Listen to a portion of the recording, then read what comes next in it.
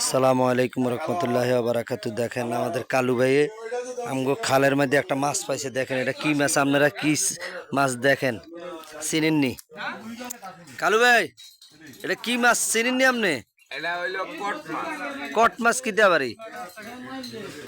কট মাছ কট মাছ কট মাছ এটা কালকে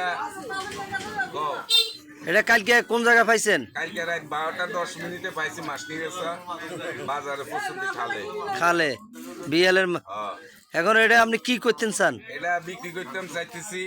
এক লোকে 1200 টাকা কইছে, আমি 1800 টাকা বইলে দিছি। এটা এত দাম কি লেগে? এটা এত দাম হইলো এটা মাজার ব্যথা, কোমর ব্যথা, হাত জাগো দুর্বল, তারা খাইলে ভালো হইব, ভালো হয়। তাইলে দাম বেশি, এই কারণে একটু ঘুরে গেড়াই দেখান না। এই যে আমি তো আর দেখিনি, এখন পাবলিকে একটু দেখো, দর্শকরে দেখার জন্য একটু সুযোগ করে দেন। দেখেন তো এই মাছটা তো আগে দেখতাম মনে হয় নদীতে দেখতাম।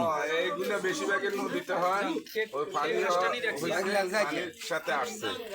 এখন এই মাছটা আমগো খালে এলো কিভাবে? এটাই তো খালে পানির সাথে আসছে। তাহলে এটা 1800 টাকা দাম চাইতেছেন? 1800 টাকা বইলে দিছি, 1200 টাকা কয় আমাদের মাস্টার কাছে জাগির কবিরের সব।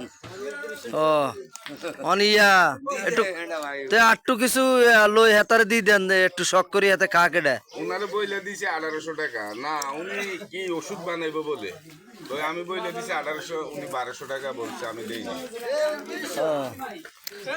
তো এখন তাহলে এটা খাইলে কোনো সমস্যা নাই? না, এটা তো ওষুধ ওষুধ হিসেবে খাইবো। যাদের আপনাদের যদি কেউ লাগে কালু ভাইয়ের সাথে যোগাযোগ করবেন। মাসনিগাছা বাজারে কালু ভাই এটা বিক্রি করবো 1800 টাকা। আপনারা যদি কেউ নিতে চান অবশ্যই চলে আসবেন মাসনিগাছা বাজারে। দেখেন এটা দেখানোর জন্য বিভিন্ন লোক চলে আসছে। দেখেন এটা হলো কট, এটা কট মাছ। এটা নদীতে হয়।